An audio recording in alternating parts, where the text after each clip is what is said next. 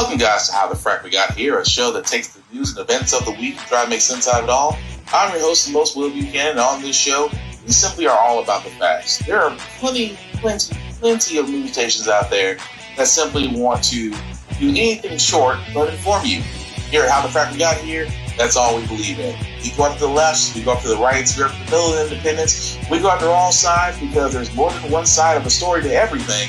And you need to know it all in order to actually formulate your own opinion. And that's what we try to do here at How the Frack We Got Here.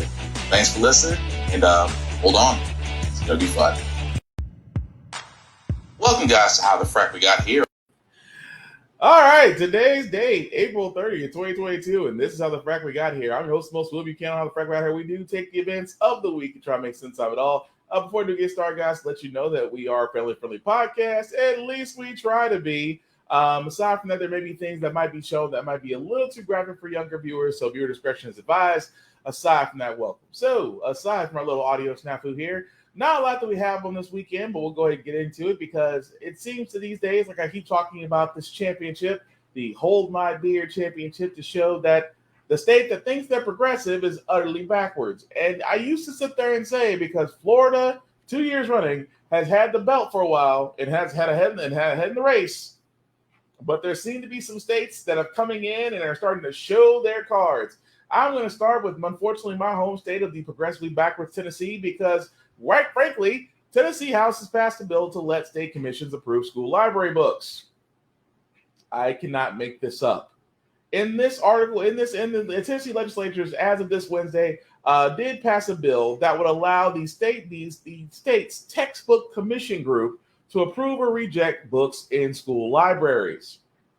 Yes, I said that right.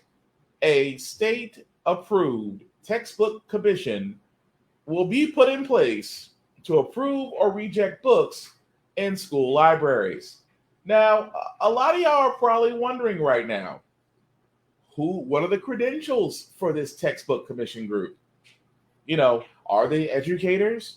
Are they librarians? Former professors, maybe. People with experience in child psychology, maybe. Nope. Only because at this point we don't know who is going to be on the Tennessee's textbook commission. Unfortunately, I was looking into that information. It's not available as of yet, but I can almost guarantee you probably won't find a qualified educator out the bunch. And this is the thing that bothers me. And I say this with the absolute amount of fear.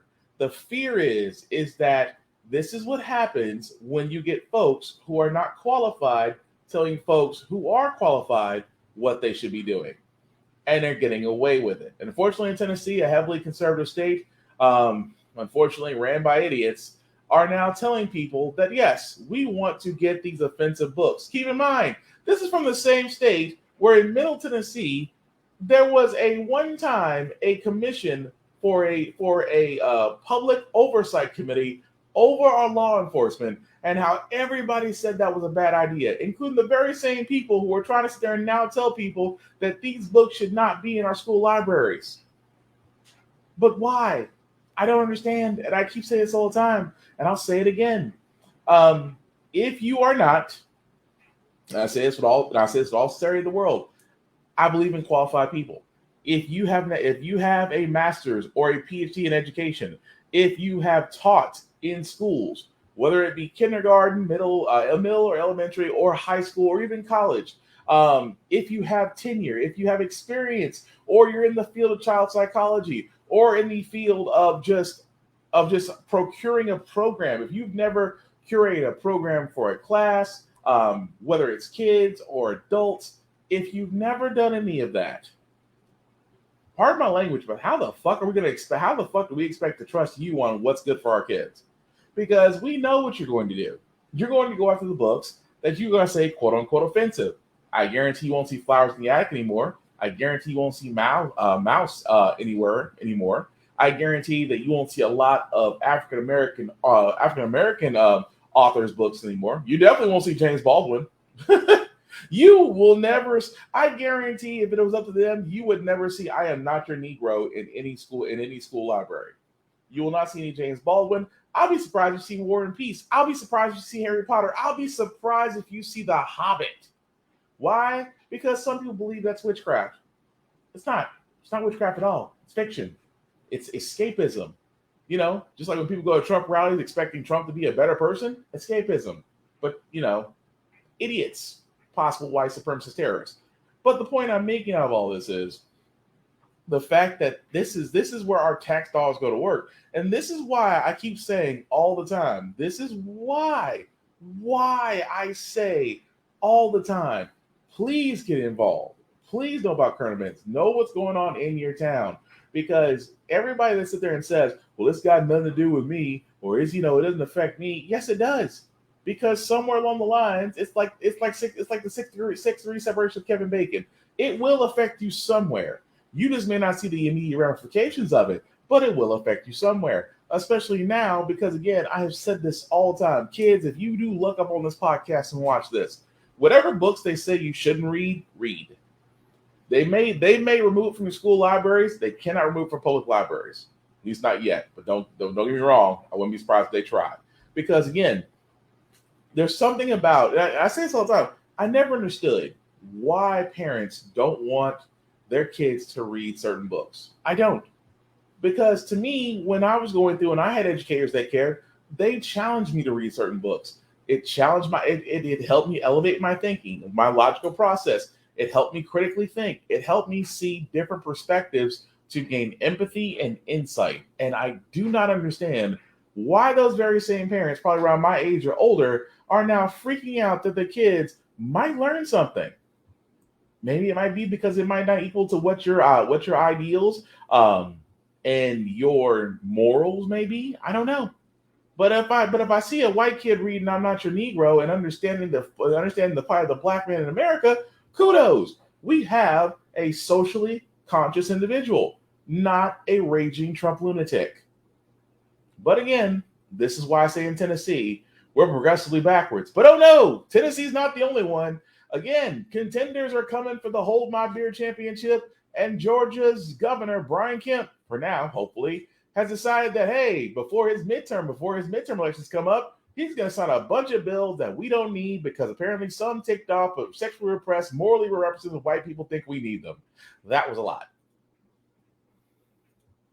Of educators and students, Governor Brian Kemp signed 7 bills into law here at the Forsyth County Learning Center. Among the more controversial, a parental bill of rights and a bill that would ban so-called divisive concepts from being taught in the classroom, including restricting how teachers can discuss race. Sponsors of the bill say it will increase transparency in Georgia schools and allow students to learn in an environment free of personal ideologies. I believe in this day and age, we don't need to proselytize one's politics in the classroom, especially by trying to pit children against each other through the lens of race. Just moments after the bill signing, the Southern Poverty Law Center and the ACLU spoke out against the law, calling it censorship in the classroom. Some parents saying supporters shouldn't send their kids to public schools. Public schools were created to educate the citizenry and to produce informed and civically engaged adults, not to cater to the individual parents' wants and preferences. House Bill 1084 would also allow athletic associations to ban transgender students from joining female teams. And as parents of 3 daughters, Marty and I want every young girl in this state to have every opportunity to succeed in the sport that they love. That should not be controversial. The governor also signed bills to ban certain books considered obscene from school libraries, double cap the Student Scholarship Organization donations, ensure school board meetings are transparent, guarantee financial literacy is taught in schools, and allow retired teachers to return to the classroom full-time in high-need areas. All of these bills are expected to go into effect this summer. Reporting incoming, Brittany. I find it amazing. That I do agree with her that if you don't like the way public schools are run, because, public schools are for the public. If you don't like the way public schools are run, pull your kids out, homeschool them, take them to a Christian school or whatever school fits your morals and ideals. But don't go changing public school just because you don't like it. I mean, I don't understand it. Again, And as you can see, Georgia's using the same wording as Florida, parental bill of rights, because a small amount of parents are wanting to influence it, or I like to say, ruin it for the rest of us. Especially the simple. I said it never. Let's step aside from the whole thing about, well, we don't want politics to be in our kids' classrooms. Really? You don't want politics to be in your kids' classrooms? Tell you what, take out the moment of silence and don't allow the Bible to be in there anymore. Since it introduces politics. Are you offended right now? See how dumb that sounds? You're basically doing the same thing. You're trying to say, well, we're trying to avoid indoctrination, but you're injecting indoctrination. You are banning certain books that you consider quote unquote obscene. So let's be honest, what are the most obscene books? African Americans, LGBTQ plus authors, maybe, because I don't see them going after Kill a Mockingbird unless they do, and I'll be surprised because that book's about racism. Yes, that is the entire point of the book. But another thing that bothers me, though, is the whole thing about protecting women's sports. Let me get this straight. You don't understand why women want to protect the rights of their bodies so much that you will literally circumvent Roe versus Wade. But when it comes to women's sports, oh no, we will be at the forefront. You'll defend women's sports before you defend women's bodies. There's just something wrong with that. I'm sorry. There's something wrong with that. Do not get me wrong. I've said it many times in other podcasts. I said the only way this gets solved, because transgenders, once we have acknowledged and accepted transgenders, you cannot close Pandora's box. And there's nothing wrong with that. However you choose to identify yourself, whether it's gender, binary, non-binary, pronouns, however you choose, all I ask is give me a heads up so I know what to go by. That's just me, because I'm not trying to offend anybody. If you got a certain set of pronouns you want to go by, let me know first. That's all I ask. But that being said, though, trans athletes are going to be a thing. I hate to break it to you. They are going to be a thing. And I've said it before, there's only one or two ways this can happen. I said, one, first and foremost, you can try to force them to play with the gender they were assigned with at birth. You can try that. Or you'll have to wind up creating another league for transgender athletes to play into, because again, you can see that becoming a lawsuit, and schools hate lawsuits, especially ones that get them national attention. So of course, you're gonna have a transgender league. But here's the thing about these leagues: once you separate them, colleges do not care about transgender athletes, especially because colleges care about championships. Championships bring money. Money comes with boosters. The more you win, the more money you get. That's college. So of course they're going to look for those players that bring them titles. But here's the one thing about the NCAA that a lot of people don't understand. They welcome LGBTQ plus. And what will wind up happening is those scouts that come down, if they see a transgender athlete that they know will be killer on their team, yes, that transgender athlete, albeit maybe playing from a different league from your daughter, may get that same scholarship. And then what you gonna say? Well, the NCAA should not allow transgenders. You can control a public school system. You cannot control a national organization that's beyond your reach. But again, this is Georgia. Georgia is doing exactly what Florida did, because this is what I was so afraid of. Florida is literally and figuratively the blueprint is literally the blueprint for what conservatives want to do. They keep on saying this is to prevent indoctrination while actually doing it. This is to prevent politicizing our children's schools while actually doing it. And at the same time, you're just like Tennessee. You want to take away the job because you realize you can't do the job. You don't want to go through the qualifications, education, and time to put into it. But you feel in your limited capacity of education that you know more than a qualified person that's already been through it. And that, to me, has always been a conservative mindset that just doesn't go away, unfortunately. Moving right along, guys, I did want to cover this story because, again, this is what I was talking about in stories like this, and I keep on saying the whole time. It's amazing in the state of a woman that when it comes to sports, they will defend it to the death. But when it comes to a woman's body, especially when she is a rape victim, it's amazing what they will do to keep her silent. College that she was raped, and then she was actually banned from campus. NBC News' Tyler Kincaid is reporting on a new federal complaint that says Visible Music College gave a student a choice: admit to breaking the school's ban on premarital sex or be expelled. And Tyler is joining me now. Tyler, I really want to dig into this because it is kind of insane to me that this actually went on and that this poor woman is having to deal with all of this, especially after what she's been through. You spoke to the young lady who was a senior at Visible Music College at the time of the alleged sexual assault. What did she tell you? Right. So this woman, Mara, she says that a male classmate raped and choked her at her apartment last November. And this college is very small. It only has one building. So she reported it not only to police, but to the college, hoping that they'd help keep him away from her and other students. But she says that the college officials became more focused on a tip that she had consensual sex with someone else around the same time, and told her that she'd have to finish the rest of her degree online for breaking school rules. Meanwhile, they declined to investigate or take action over the alleged sexual assault that she said she endured.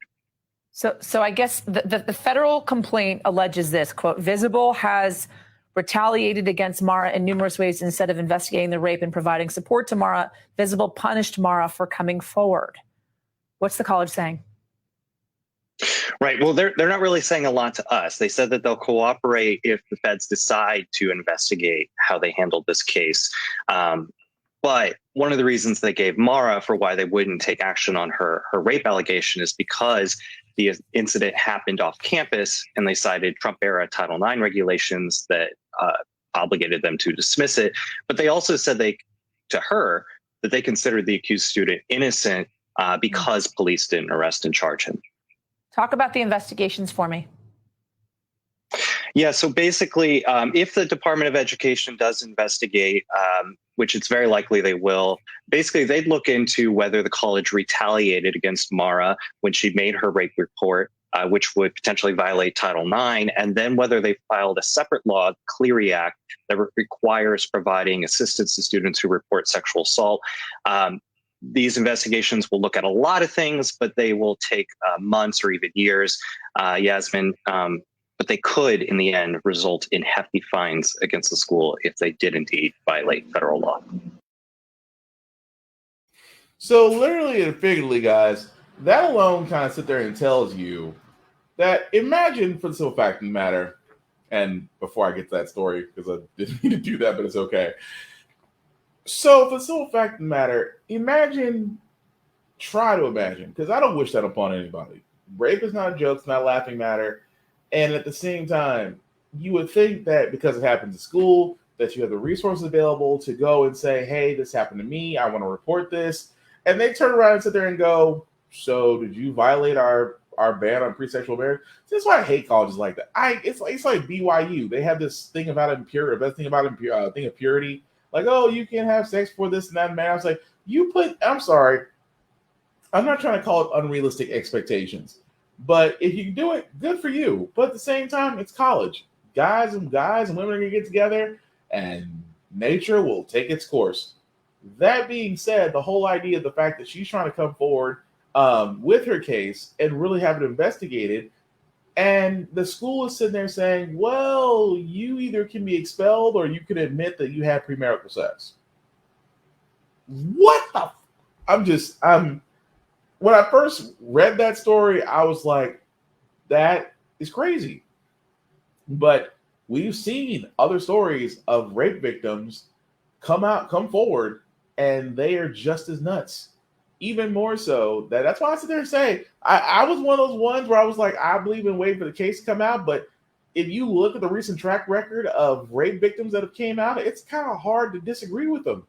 Now I'm all for everybody's innocent until proven guilty, but Jesus, when the school doesn't even want to investigate it. So we'll follow up on that story as well, because again, I find it amazing when it comes to women's sports, they'll defend the hell out of it. But when it comes to situations like that, a woman in her body, it's amazing how the silence of what a lot of people do is so deafening that it's disturbing, really and truly. But moving along, guys, I did want to cover this because, again, Biden is going forward to Congress, and he's going to bat for Ukraine. And I have so many questions.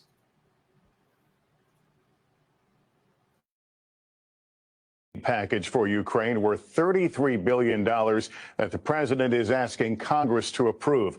Kristen Welker is at the White House. Kristen, the president clearly wanting to send a message to Russia in all this. That's absolutely right, Lester. President Biden announced that sweeping new Ukraine aid package with a warning to Russia. Aggression will not win. Threats will not win. The price tag is a massive $33 billion, more than double the entire aid that Congress approved last month, and includes ammunition, armored vehicles, and humanitarian aid. In a sign the administration is bracing for a prolonged conflict, the package is aimed at lasting 5 months. The challenge now, how quickly can they get this through Congress, with Ukraine urgently pleading for more help as Russia intensifies its assault. Congressional Democrats say they want to link Ukraine assistance to funding to fight COVID, but Republicans say that's a no-go. The president also announced new sanctions against Russian billionaires today and a plan that would make it easier to seize the assets of oligarchs. Okay, so I don't usually agree with Republicans. I usually don't. But I know they're only agreeing because Democrats are trying to tie this with COVID funding. Here's my thing. $33 billion. $33 billion. I can't stop saying that. $33 billion. After Biden is now saying that we are now going to go to bat for Ukraine. I don't see the United Nations joining in on this. Even more so when the president did call out the United Nations and say we need assistance fighting Russia, and here comes the U.S. like Team America World Police, and now Biden is sitting there saying, well, we need to have $33 billion to help Ukraine fight Russia's invasion. Don't get me wrong, Russia's invasion of Ukraine is definitely terroristic, but I would expect more for the United Nations to do more than us. Even more so in a day and age where Americans right now are seeing everything go up with their paycheck. Inflation is running rampant. Corporations and rich people are having a heyday. And our commander-in-chief is saying, we need to help Ukraine. Motherfucker, you need to help us. Us. You know, the ones you're going to come to in November, you know, to help you keep your Congress. Us is who you need to go to. Even more so, $33 billion. $33 billion is a lot combined off that's the total asking price for assisting Ukraine. And again, I know in most times, it's almost like, look, I believe in this. My parents say this all the time. Help people if you can. But sometimes you got to say no. And this is the one time that where, you know, I would think some Democrats will be like, wait a minute. If you want this package to go through, then you need to do something for the American people. That's what I would be like. I'm not going to vote on this until you decide to act on student loan debt. He gets his $33 billion. We get our loans forgiven. We get America's loans forgiven. That is going to be tied to that. And that's, if I was a Democrat, I'd be screaming up from the rooftops. You'll get your $33 billion for your war. We get our student loans forgiven. But I've said this before. Biden is going to. Biden is risking. He's still going to be president for another couple of years. This is true. But he is risking his slim majority in Congress. He's risking the Dems' hold on the House and the Senate because he won't do two things. Even more so, after he announced about $33 billion package for Ukraine, there was one reporter who did the one thing that I'm glad he did. He brought the fact like, wait a minute, motherfucker. If you're asking for $33 billion to go to Ukraine, what about student loans? Well, Biden gave us a good old two-step Charlton shuffle.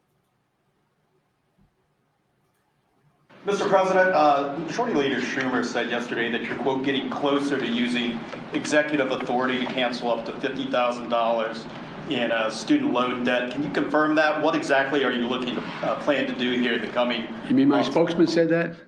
Majority Leader Schumer. Look, number one, first thing we did was reform the system that was in place that didn't work for anybody, that allowed people to write off debt if they engaged in public service.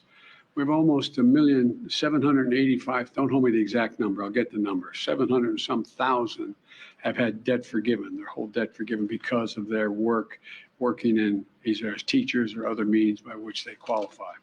And we continue to make that easier. Secondly, I am considering dealing with some debt reduction. I am not considering $50,000 debt reduction, but I'm in the process of taking a hard look at whether or not there will be additional debt forgiveness, and I'll have an answer on that in the next couple of weeks. Woo! Woo, woo, woo. You know, when I usually see something like that, and if I'm an election campaign manager, I see something like that, and I'm a Democrat, it's been nice working with you. Nice working with you. Been nice working with you. You know, you're cool, but we ain't winning this. Because, again, I have sat there and said this time and time and time again. We are in a midterm election year. We are in a midterm election year. Democrats do not have a lot of wins on the board. You don't. You got us one stimulus check. You got us one infrastructure deal. Build Back America plan has yet to go through. George Floyd's police reform bill is dead. The Voting Rights Act has been killed. The John Lewis Act has been killed. You have rolled back EPA standards to try to actually go after high gasoline bills, but that did not work. At the same time, you are still continuing this war with Russia via Ukraine proxy. And now, after sitting there saying that you want to pursue $33 billion for Ukrainian aid, that you will not consider anything for student debt forgiveness less than $50,000. You are telling the same people who can decide whether or not you're looking at a Republican-controlled Congress for the remainder of your term. I don't think he's paying attention. And if I was his spokesman, if I'm going to be honest with you, if I was President Biden's advisor, I would be like old boy in The Wire. You know you fucked up, right? You know you fucked up. Because again, you can't, it's one of those things where I just sit there and I just go, this is what you call shooting yourself in the foot and reloading. I've said before, Dems need to have a shot in the arm because right now, the midterms are not looking good for them. Republicans are banking on idiots. And the one thing to say about idiots is idiots are constant. However, disenfranchised voters may be looking at Democrats and going, what have you done for me lately? Because we're not Ukraine. And I've said there and said before, and I'll say it again. The only way I see the Dems pulling out a landslide out of this horrendous situation right now is one of two things. That either A, they will immediately decriminalize marijuana and make it legal. Again, landslide victory. Or two, it would have to be complete student loan forgiveness. Has to be. Because again, to his credit, he is right. There have been some loans that have been forgiven. Those who are actually on the public service loans, yes, their loans did get forgiven. But that's only a very small piece of the entire pie. A very small piece of the entire pie. And yes, those that were in for-profit school scams, those loans did get forgiven. And over 80,000 people did actually see their loans forgiven. He's right. But there's still well over 20 plus million Americans who still have student loan debt that they may never see the end of. And President Biden, who ran in on the campaign promise of student debt reduction, it's a half-ass yes. It's a half-ass yes on what he's done. Because when it comes down to it, there's going to be a lot of us who are voters who are going to be looking at us and saying, well, what have you done for me lately? And for people that sit there and say the same thing, here's my thing. The money's there. It's always been there. Yes, student loan debt is currently somewhere between there. It's currently hovering by $1.7 trillion. But think about this for a second. We've kicked the can on the student loan payments so long that it is fairly obvious we can pay it. The bills that have been pushed through for other things, we obviously have the money. Again, unless, and this is what I say about Biden, keep in mind, the Department of Defense got $800 billion as of last year. The Department of Defense, whose budget has never been accounted for because they can't account for a single dime. And they got a blank check. And now you're going to Ukraine, and now Biden's going to Ukraine's behalf and saying we need $33 billion. But see, the American people, hold fast, American people. I haven't forgotten about you. Yeah, I hate to say it, Joe, you really have. And even more so, as I said, I think this is where he fucked up, because now he's going to have to explain, especially because, again, the midterms are coming up. And unless a couple things happen, I do not see him pulling this out. I don't see the Dems pulling their ass on the fire on this one, because again, it's not a good look. People are suffering, people are hurting at the same time. You are still seem to be lost in space. But again, it's Biden. It's kind of hard to argue with the man who's actually instituting another crime bill, giving more to police, and at the same time giving more to foreign aid than he would to his own constituents. A little hard to argue with that. But moving right along, guys. Like I said, I know I talked about states trying to go for the Hold My Beer championships. Of course, Florida does have one last horse in the race. Governor DeSantis, as I said, he vows Florida will allow people to carry firearms without permits before I am done as governor. Currently, right now, people in Florida do have to have a permit in order to carry hidden guns in Florida.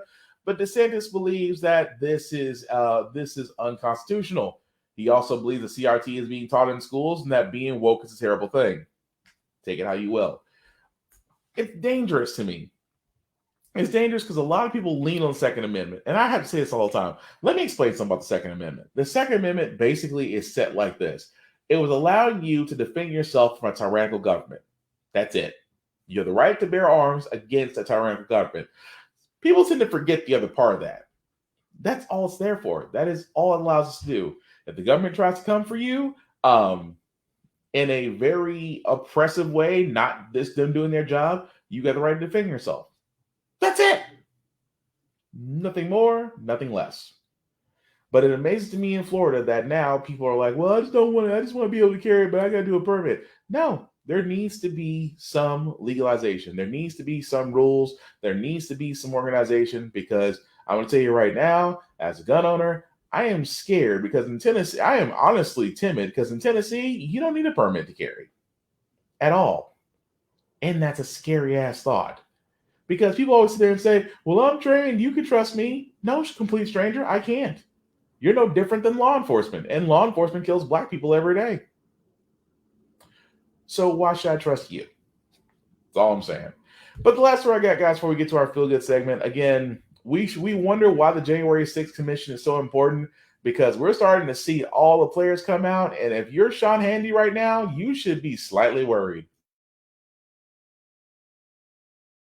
He eagerly used his position, his platforms, to help Donald Trump sell his big 2020 election lie. Those details come from more than 80 text message exchanges between Hannity and then Trump Chief of Staff Mark Meadows from Election Day 2020 right up until the Biden inauguration. Now, the text makes clear Hannity eagerly offered up his television and his radio programs to spread Trump lies and unfounded conspiracies. They also, though, do show a change in Hannity's mood and approach after the January 6th violence. CNN special correspondent Jamie Gangel is part of breaking this story. She's right here with the latest. Jamie, tell us more. So first of all, Sean Hannity is one of the most frequent texters with Mark Meadows in this period, 82 text messages. Just for context, let's remind people that Sean Hannity is not a journalist. He is a TV host and entertainer. He is a good friend of Donald Trump's, and it's been reported that he was sort of a shadow chief of staff in all this. And one other picture you may remember, Trump calling Sean Hannity up to the stage during a campaign rally. So this is not an ordinary relationship. These texts show a peek behind the scenes between two men who are very close to Trump, what they are saying and doing in real time. And as you said, it shows an evolution. So let's just start with Election Day. And Hannity is all in on Election Day. He calls up Meadows and says, sort of, where do you need support? What should I be talking about? Meadows mentions a couple of states. Hannity says, yes, sir. But a week later, on November 10th, Hannity has a very different tone. He says, quote, I'm beginning to feel down. And by December 6th, He and Mark Meadows are now talking about life after Donald Trump. So let me read you one text here. This is December 6th. Sean Hannity. If this doesn't end the way we want, you, me, and Jay, I'm guessing that's Jay Sekulow, are doing three things together. 1, directing legal strategies versus Biden. 2, North Carolina real estate. 3, other business. I talked to Rudy. Thanks for helping him. There's also another text where Hannity suggests Meadows comes to work for Fox. So after this is over, they know what's really going on. They are moving on very early. But in some ways that makes it more infuriating. They're talking about maybe we'll go into real estate business. Maybe we'll cut some deal with Rudy. That's what they're talking about privately. But publicly, they are still fighting and pushing and promoting the big lie publicly. Correct. Then you get to approaching January 6th. As December goes on, you see that Hannity is starting to get worried. He talks about, will White House counsel resign in protest? He's worried about the fringe fighting. And here's an exchange, December 22nd. Sean Hannity, hey, my friend, how are you doing? Meadows, fighting like crazy, went to Cobb County to review process. Very tough days, but I will keep fighting. Hannity, you fighting is fine. The effing lunatics is not fine. They are not helping him. I'm fed up with those people. And then move right to January 6th. The attack is happening. Hannity texts Meadows, as many did, to try to get the president to do something. Hannity, can he make a statement? I saw the tweet.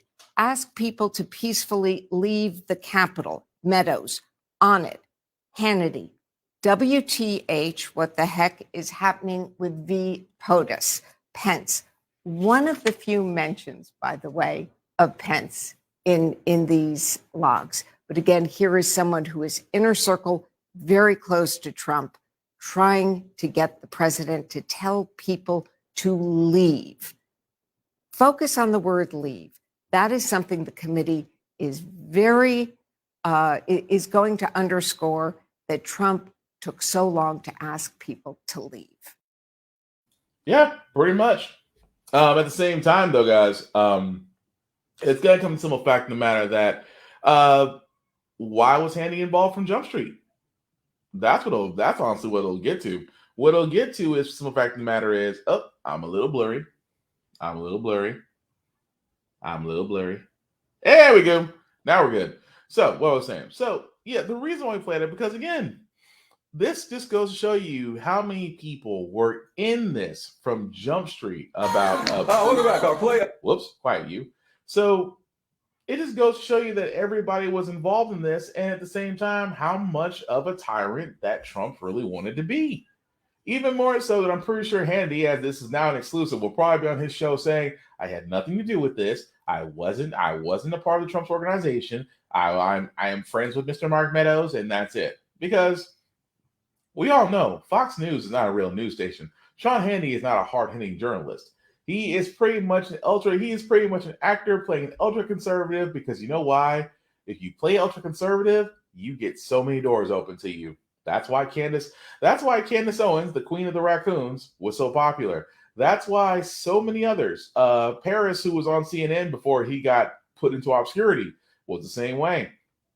It just goes to show you that even if I, little old me, in my little podcast, decided that we were just going to go ultra conservative one day, you don't think for 1 second that I won't be on Fox News or the Beast or the Blaze? You kidding me? A black person that loves Republicans?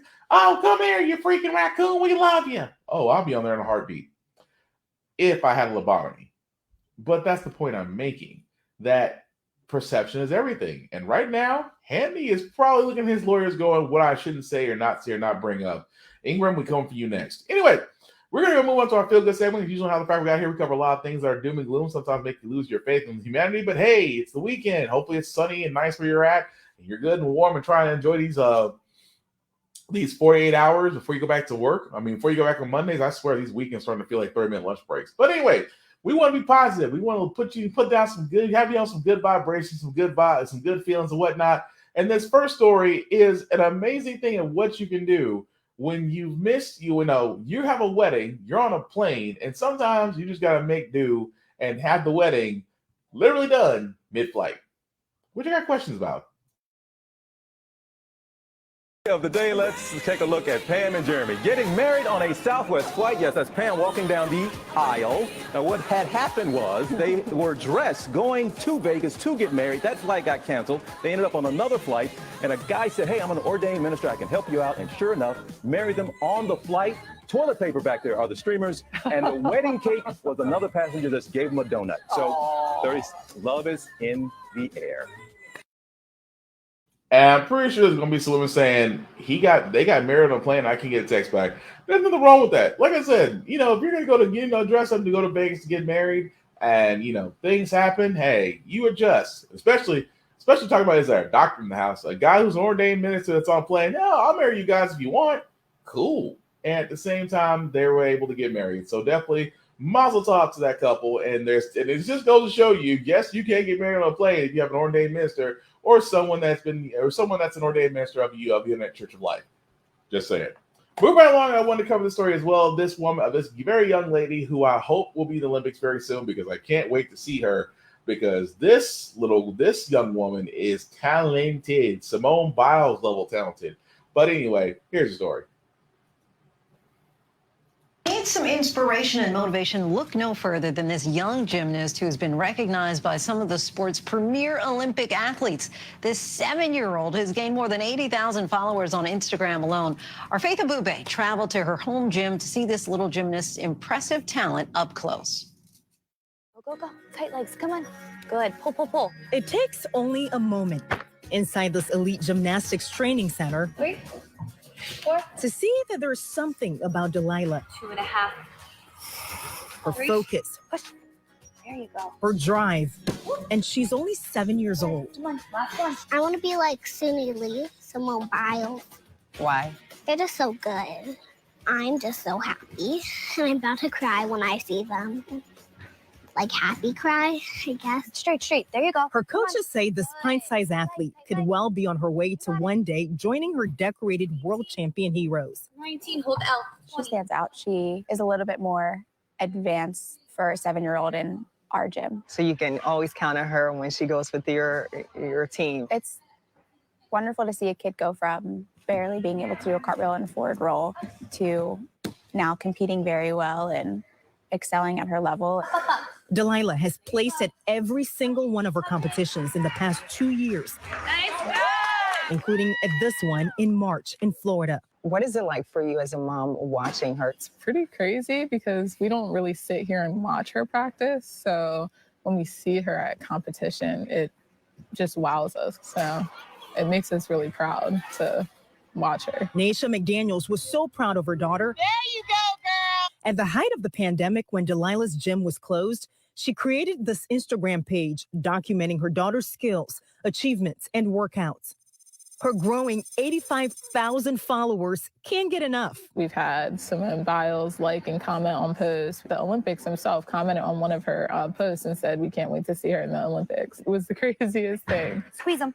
That was it. I remember looking into the audience when I was competing, when I was Delilah's age, and my dad would probably be the only person of color there. Jasmine Swinigan is a former competitive gymnast. Now that I'm judging gymnastics, I'm able to look out into the audience and I'm seeing people of all colors, all sizes, all abilities in the audience. According to the Associated Press, Black women account for nearly 10% of the scholarship athletes at the NCAA Division I level, an increase from 7% in 2012, and more than 10% of USA Gymnastics membership self-identify as Black. Swinigan now works with the organization Brown Girls Who Do Gymnastics, hoping to increase participation in the sport among people of color. I think at the lower levels, we're seeing a lot of athletes of color. We're starting to see that kind of trickle up. Just this year, in a remarkable announcement, Fisk University in 2022 became the first historically Black college to launch a women's gymnastics team. We're also looking to be kind of a blueprint so that hopefully other HBCUs will follow along and add the sport. Come down straight legs though. Back in Delaware, Pointy feet. Delilah is practicing her ropes climbs, Swing and watch your hands scoop. tumbles, and handsprings. That was better. She's just here to have fun. Do you feel fortunate to be in a position to offer this? It's really fortunate of us to be able to afford something like this because she loves it and I wouldn't want to pull her out of it. Jump candle. McDaniel says she's letting Delilah decide how far she wants to take this. Based off of her Instagram, you would think that she practices all the time at home. It's probably about 5 minutes of doing a video and then she's back to playing with her Barbies. Oh, so she's still a kid at heart. She's still a kid at heart. Even more impressive that That's just adorable. Like I said before, I'm gonna be looking for her in the Olympics because that little girl is talented. Black girl magic. It doesn't sound when a guy says. I'm just sorry. Anyway, aside from that terrible excuse of doing a hashtag, our last story is honestly about somebody. Imagine being a park ranger at 85 and then retiring at 100 and just really enjoying life. And I cannot knock this next story for that woman did exactly that. Tonight, we want to mark an incredible milestone for a woman who's America strong. Today, a special retirement ceremony for the oldest national park ranger in America. We first introduced you to Betty Reidskin last September when she turned 100. Now she's taking her hat off for the last time. People need heroes, and I'm maybe one of those. I think it's important we all follow our passions. We all need passions. Betty starting her park career at age 85, helping to launch the Rosie the Riveter World War II Homefront National Historical Park, working there for nearly 15 years, sharing stories from that era, the struggles of Black women and men, and what she faced. Born in Detroit, she went on to marry and raise a family near Oakland, California. She worked as a file clerk during World War II. As a young woman of color, I could have been either working in agriculture or I could have been a domestic servant. Working in a Jim Crow union hall was a step up. Engaged in her community and in local politics, eventually applying for and getting a job as a park ranger in 2007. To pay tribute to this trailblazer, the Bay Area even naming a school after her, the Betty Reidskin Middle School. Tonight, as she celebrates another milestone, she leaves us with an important reminder. It is so important that we go back and revisit history as it was lived in order to get a baseline against which to measure how far we've come. A true. Man, ain't that the truth? And this is why, I'm foggy again. Why am I foggy? There we go. Sorry, messed up my dynamic entry. And that is why, folks, I keep saying all the time, learn, history is such a treasure trove. And these people, while they're alive, are living libraries. And on top of that, it's just, like I said, it's cool. Think about something. Somebody who literally and figuratively had a very meaningful and involved life. And she literally says the best piece of advice she can give is what we literally have seen for ourselves. Embrace history, get to know it, and watch it change. Because I've always said it best, especially at the end of my intros. If we learn from history, we won't repeat the same mistakes. But if we do not learn from history, we are doomed to repeat it. Been said by many other people, smarter people than me, but it still is the same thing. So that's going to do it for this podcast, guys. I do thank you all for watching, for liking, for letting people know this is up and running when it's live, because actually it is. That was terrible. Anyway, thank you. So shameless plug before I do get out of here, guys. I do want to first shout out to my guys over at R&D Present Geek Salad for allowing me to share my podcast on their page. Certainly appreciate it, fellas. You can definitely find them on Facebook as well as YouTube, R&D Present Geek Salad. Also, shout out to my friend Vaughn at Big VZA on all socials. They've on what's going on Facebook. You definitely check him out there. As you can see, his shows and times showing there. Also, with that, wow, my intros are getting worse and worse as I get tongue-tied. Of course, as for me, guys, my Black Fox, BlackFox447 is my IG handle, where you can find me there on Instagram. I do post a lot of things, gym stuff, mostly reviews of movies, video games, television shows like that. And I did say gym stuff because I do a couple push-ups. Also, at the same time, guys, I am really trying to go along the positive and motivational route for 2022 because I am rooting for everybody Black, and I want to see everybody win, regardless if I like you, if I don't like you, if we just don't talk, or if you just don't flat out like me. I still want to see you win. That's all I'm all about. And of course, as you can see from the ticker down at the bottom, let me just go ahead and blow that up a little bit bigger. The ticker that you do see at the bottom now, it's there for big enough for you to see. If you copy and paste that link into your browser, we'll take you to my link tree that has the YouTube and Facebook groups for all of my podcasts, How the Frack Got Here, Get Bit, and of course, Southwest Podcast. Definitely like and share and subscribe. Let people know about it as I'm trying to grow this podcast out something bigger. I would like this to be my permanent job. And hey, until then, we're going to grind to make sure that happens. So, with that being said, guys, before we wrap this up again, I cannot stress this enough. I cannot stress this enough. We are still in COVID season. Please wear a mask. Please get your shots. Please do everything to protect yourselves, because right now, that's the only way we're going to beat this pandemic. To take care of ourselves, we take care of ourselves, we take care of others, and that's how we're going to get through this. Aside from that, guys, again, be kind. You don't know what another person's going through at the moment. You don't know if, just saying hi, maybe smiling, or just being a decent human being could actually help somebody's day. At least I have to remind myself of every day when I go out in this world. It takes zero energy to be nice. It takes everything in you to be a dick. That also being said, guys, if you have the chance, the ability to do someone a kindness, whether it's a minute, day, or hour, lifetime, go ahead and do so. The world could use more random acts of kindness. That's all I'm saying. That being said, guys, here at How the Frack right here, we are not trying to reinvent the wheel. We are not trying to persuade you. We are simply giving you all the information, allow you to make up your own mind for yourself, but provide a logical perspective beside it. We do a lot better in society as we're informed. We're progressive. We move forward. We try to right the wrongs of our past by making decisions now that we should have done back then. Like just recently, elect our first African-American judge to the female judge to the Supreme Court. When we don't learn from our past, we are doomed to repeat it. That's why we keep asking ourselves, why does everything goes up on our paycheck? Why do we keep electing different politicians but still getting the same old stuff? And most importantly, how the frack we got here. Thank you all for watching. If you watch this on the playback, please comment if it's live. I still want to know what you guys thought about everything that we've discussed tonight. And as well as that, guys, take care of yourselves and each other, and we will all get through this.